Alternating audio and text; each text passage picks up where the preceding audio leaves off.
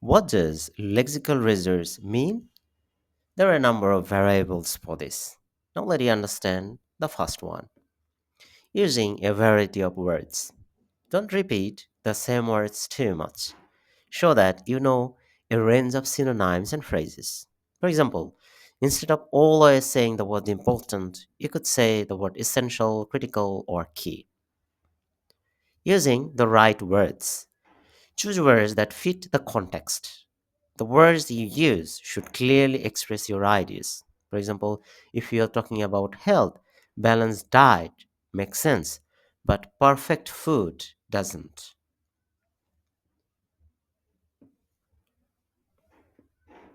Knowing phrases that go together is also called as collocation. Use words that naturally combine, like solve a problem, not fix a problem, or gain experience, not take experience. If you're writing in that way that solve a problem or gain experience, it means you're maintaining collocation. Chances are very high to get good score.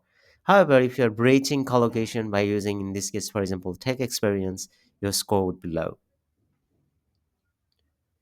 Using topic specific vocabulary.